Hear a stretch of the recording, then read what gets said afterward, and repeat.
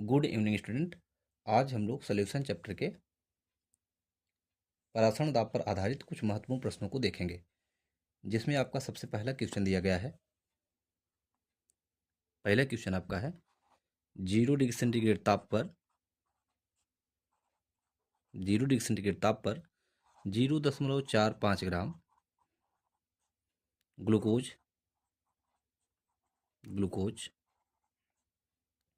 को 250 ml जल में घोलकर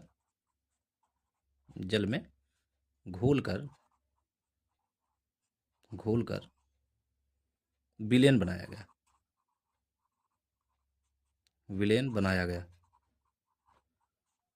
गया। इसका परासरण दाब क्या है?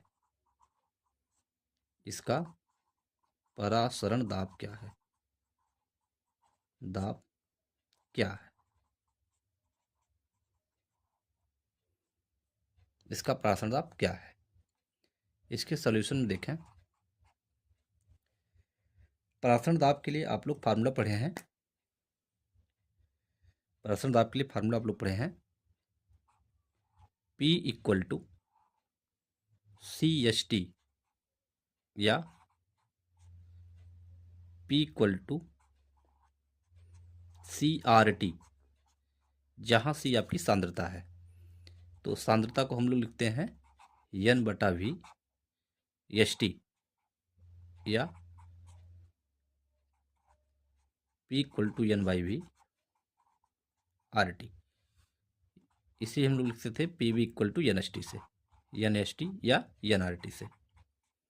PV इक्वल टू NRT, इसे हम लोग कहते थे विलियन समीकरण। यही विलियन समीकरण है।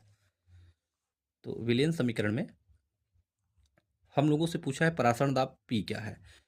कभी कभी परासरण दाब को हम लोग पाई से भी व्यक्त करते हैं। तो इसमें जो जो वैल्यू दिया गया है उसे पहले नोट कर लें। T को हम लोग मानते हैं परम ताप। यही आपका परम ताप है। परम ताप का मतलब है केल्विन में नापा गया ताप। तो यह जो ताप है डिग्री सेंटीग्रेड में दिया गया है, इसलिए हम लोग इसे केल्विन में चेंज करेंगे। तो यहाँ पर लिखें कैपिटल T इक्वल टू आपको दिया गया है 0 डिग्री सेंटीग्रेड है, तो इसमें हम लोग 273 जोड़ देंगे। 273 केल्विन। अब आपका टेम्परेचर है 273 केल्विन, 273 केल्विन। दूसरी चीज़ इसमें आपको क्या चाहिए? एन की वैल्यू चाहिए। एन का मतलब मोल है। एन इक्वल टू होता है मोल का मतलब है W/m। जो विलेय घुला है उसका भार और उसका अणुभार। तो विलेय आपका है ग्लूकोज, तो ग्लूकोज का भार कितना दिया गया है? 0.45 ग्राम।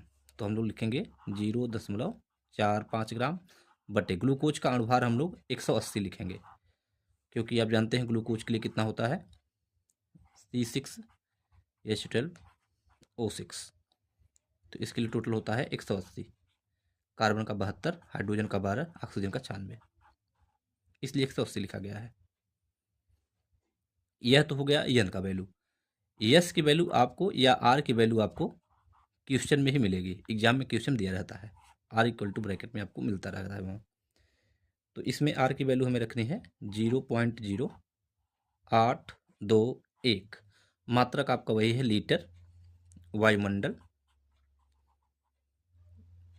प्रति डिग्री या प्रति केल्विन प्रति मोल कह सकते हैं। प्रति केल्विन प्रति मोल कह सकते हैं। तो यह आपको वैल्यू आर की रखनी है। आर की वैल्यू रखनी है कितनी? 0.0821। तो टी की वैल्यू मिल गई, एन की वैल्यू मिल गई, एस की वैल्यू मिल गई। एन एस और टी। वॉल्यूम कितना दिया गया है? वी कितना दिया गया है? वी आपका दिया गया है इसमें 250 ml। 250 ml, तो 250 ml में है, जबकि यहाँ मात्रक आप देख सकते हैं लीटर में दिया गया है। तो इसे हम लोग लीटर में चेंज कर लेंगे। तो 250 ml को लीटर में जब चेंज करेंगे तो मिलेगा 250 1000। 1000 से भाग करेंगे तो यह अपने आप लीटर में चेंज हो जाएगा। तो मतलब मिलेगा 25/100, यह लीटर में है, या लिख सकते हैं 1/4 लीटर में। अब सभी वैल्यू को हम लोग फार्मूले में रख देंगे। यह जो आपका फार्मूला है PV = NHT में रख देंगे। तो P इक्वल टू निकालना ही है। तो यन की वैल्यू कितनी है? यन की वैल्यू 0.45 180 अपॉन में भी है, बटे में भी लिखेंगे तो भी की वैल्यू कितना है 1/4। तो 1/4 लिख सकते हैं, लिख दें 1/4 यन बटा भी है, बटे में भी लिखना है तो 1/4 लिखेंगे, बटे में लिखेंगे 1/4 तो 1/4 मतलब यहाँ गुणा हो जाएगा 4 का। उसके बाद लिखना है यस टी, यस टी तो यस की वैल्यू कितनी है 0.0821। टी की वैल्यू आपको दिया है 273, 273।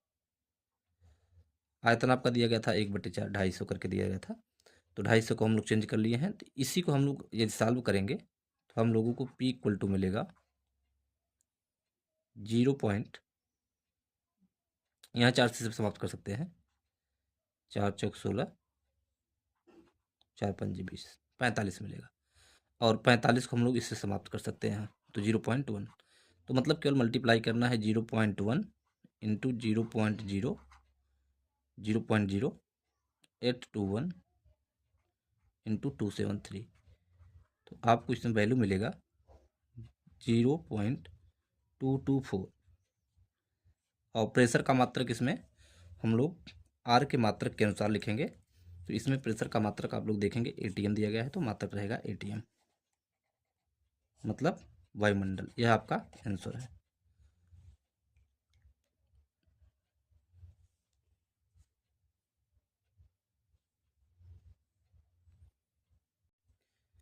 नेक्स्ट आपका क्वेश्चन जो दिया गया है परासम दाब पर आधारित, वह दिया गया है कि किसी ताप पर किसी ताप पर ये दूसरा क्वेश्चन है, किसी ताप पर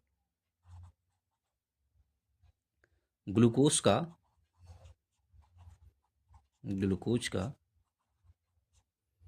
5% W/V, 5% W/V विलयन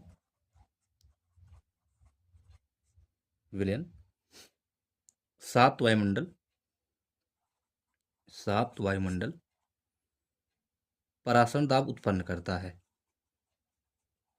परासरण दाब उत्पन्न करता है, उत्पन्न करता है।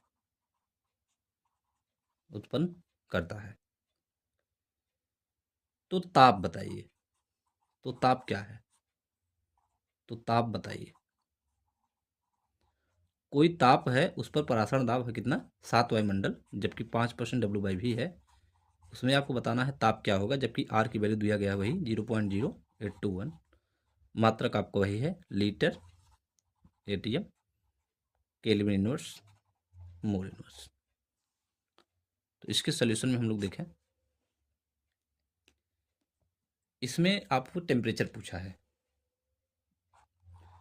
तो फार्मूला वही है PV इक्वल टू NRT चाहे कहे NHT। इसमें P की वैल्यू कितनी दी गई है 7 ATM, 7 वायुमंडल है। आयतन देखो इसमें नहीं क्लियर किया है, आयतन क्लियर नहीं किया है। तो आयतन के लिए देखिए हम लोगों को यहाँ दिया गया है 5% W/V। तो इसका अर्थ क्या है, इसका अर्थ यह है कि विलयन का आयतन है 100 ml।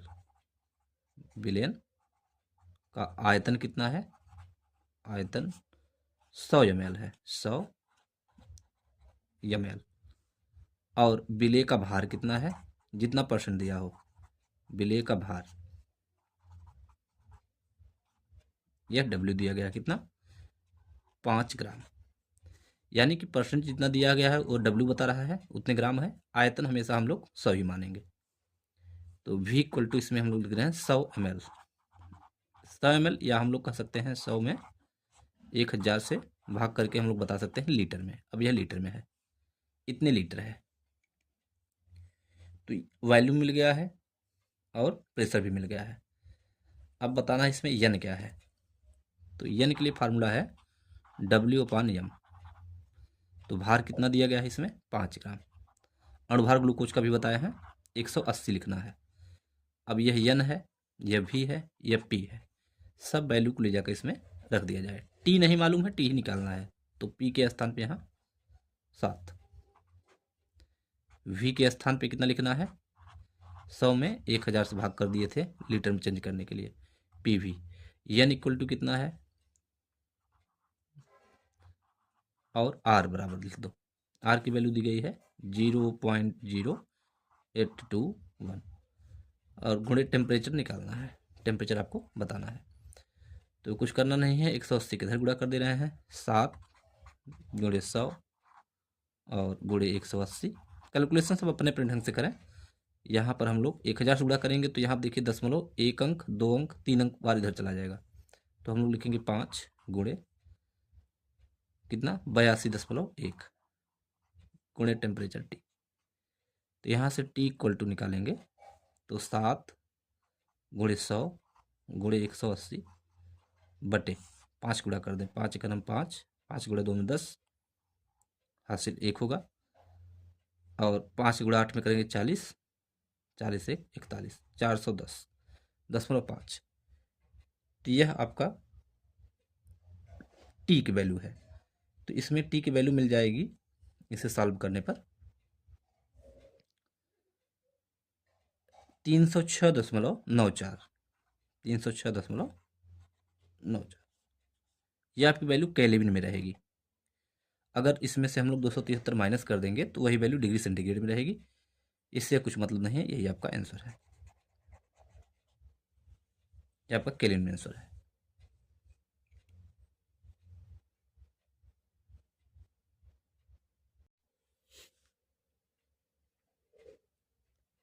नेक्स्ट आपका क्वेश्चन है तीसरा क्वेश्चन। इसमें दिया गया है 27 डिग्री सेंटीग्रेड ताप पर, 27 डिग्री सेंटीग्रेड ताप पर, 27 डिग्री सेंटीग्रेड ताप पर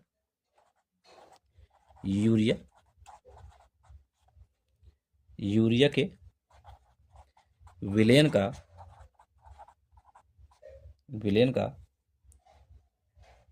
परासरण दाब ज्ञात कीजिए। परासरण दाब ज्ञात कीजिए।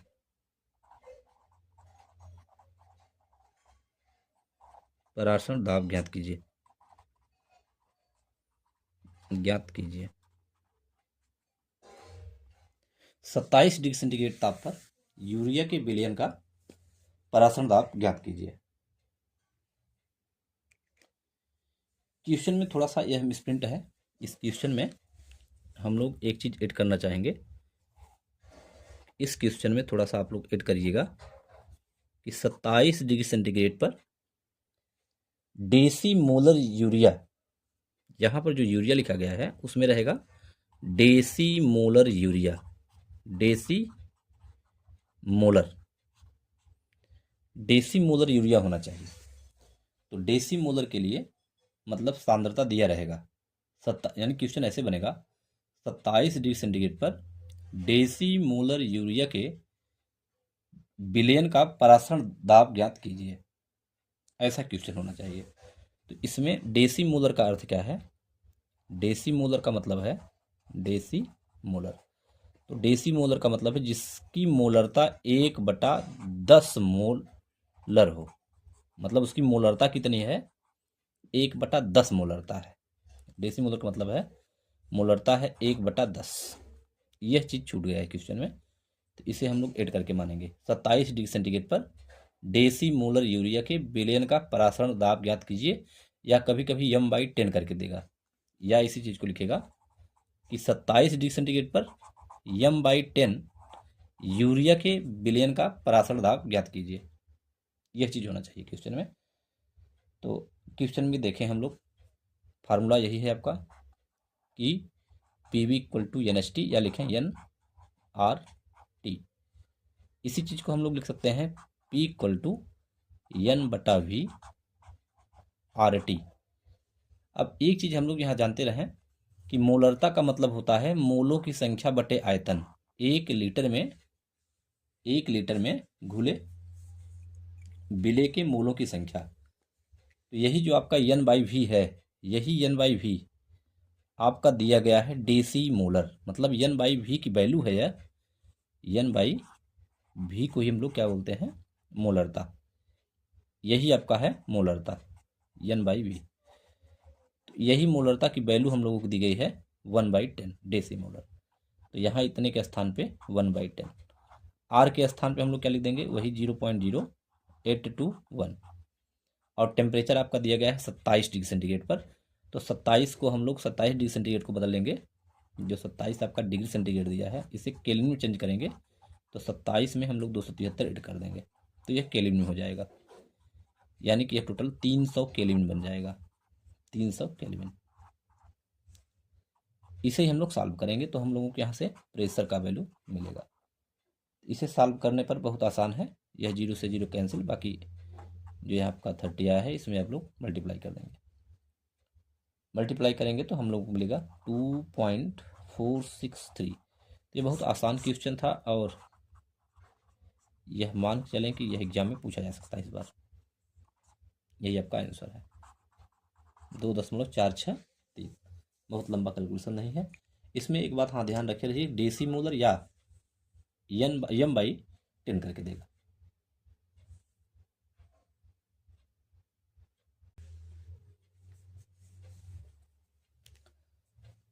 परासरण दाब पर ही आपका एक नेक्स्ट क्वेश्चन है जो कि थोड़ा सा अलग क्वेश्चन इसमें दिया गया है।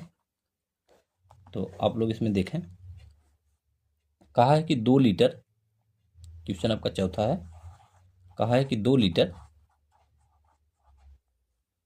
विलेन में, 2 लीटर विलेन में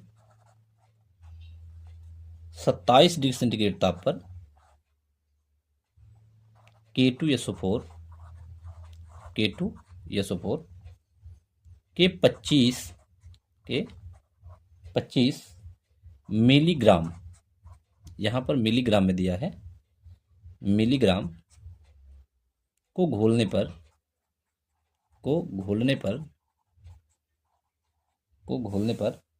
बनने वाले विलयन,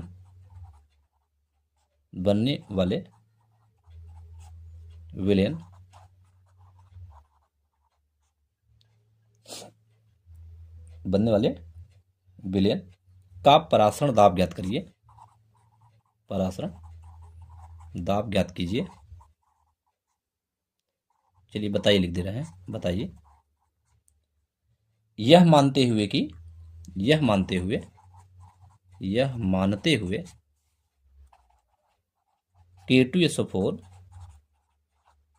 K2SO4 पूर्ण वियोजित हो जाता है, पूर्ण वियोजित होता है।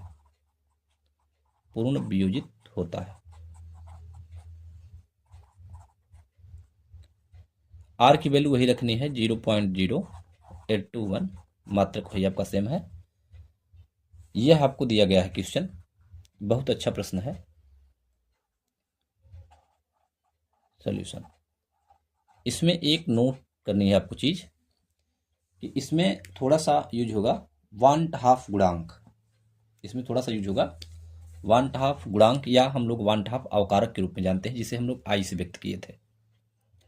क्योंकि रूल क्या था कि परासरण दाब के जो नियम यह काम कर रहा है, PV = nRT NHT, यह केवल ऐसे विलयनों के लिए काम कर रहा था जिसमें घुलने वाले विलेय न तो आयनित हों, अर्थात न तो वियोजित हों, न तो संगुणित हों, मतलब आपस में क्रिया भी नहीं करनी चाहिए, और जल में घोलने के बाद वियोजित भी नहीं होने चाहिए।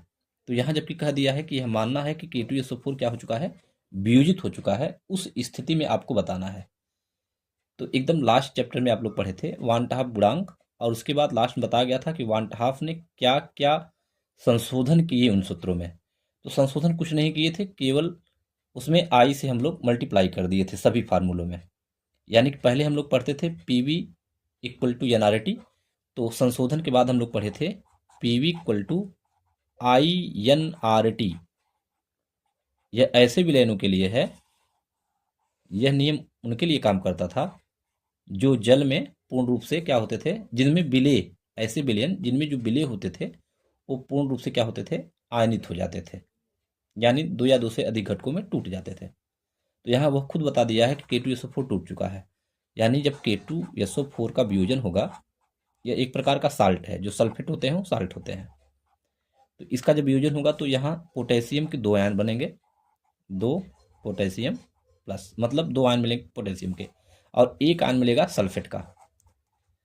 तो इनके लिए हम लोग आई का मान निकालना बताए थे कि वियोजन के बाद कितने आयन हैं, वियोजन के बाद आयन, वियोजन के बाद आयन, वियोजन के बाद आयन, और बटे पहले आयन, जो पहले प्रारंभ में कितने थे, पहले आयन या पहले अणु। तो वियोजन के बाद कितने आयन मिले हैं, 2 और 1 3, और बटे टोटल पहले कितना था, केवल 1 ही था, 1 मोल, यहाँ देखिए 1 मोल है, तो 1 या 3 मोल, यानी यहाँ आई की वैल्यू हम लोगों को 3 रखनी है। बाकी सेम क्वेश्चन जैसे आप पीछे लिखे हैं सेम वैसे ही रहेगा।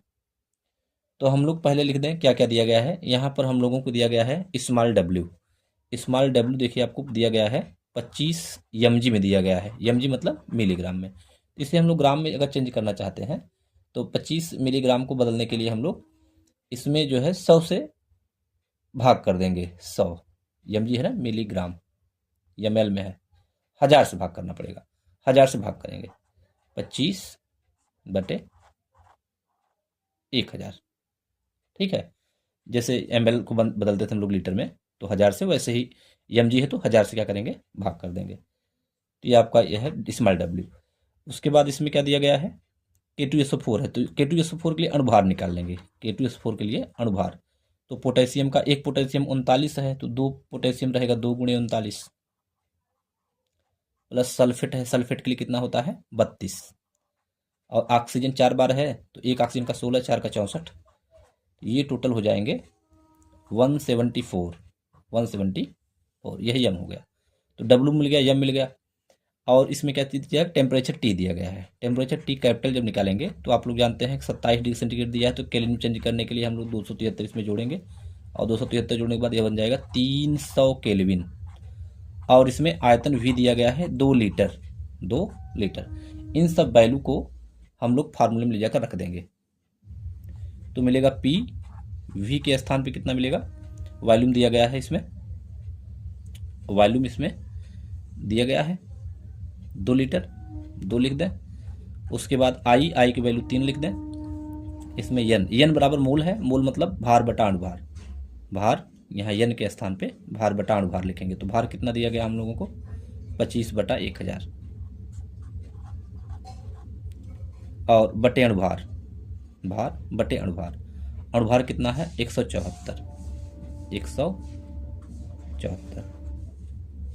तो PV equal to I N, ये टोटल एन है, एन, आर की वैल्यू वही 0.0821, और टी, टी की वैल्यू यहाँ गुणा करके लिख रहे हैं, टी की वैल्यू कितनी दी गई है 300 केल्विन, तो 300 केल्विन। तो इसे आप लोग सरल करेंगे तो आपको मिलेगा P × 2, इस वाले 174 का मल्टीप्लाई इस 1000 में होगा, तो 25 गुणे 3 75 बटे 1000 और गुणे 174, बाकी यह 300 या इसी में गुणा रहेंगे, 300 और 0.082, इसी को आपको कैलकुलेशन करना है। अगर चाहे तो हम लोग 2 को यहाँ से कैंसिल कर सकते हैं, इसे यह 150 हो जाएगा, 75 गुणे 150, यहाँ 150 बचेगा। इसे ही हम लोग अपने ढंग से सॉल्व कर लेंगे, जो आता है वो आंसर होगा। इसका आंसर लगभग 5.3 गुणे 10 पर घात -2, 10 पर घात -2, मात्र को ही आपका ATM में आया है, 5.3 10 पर घात -2।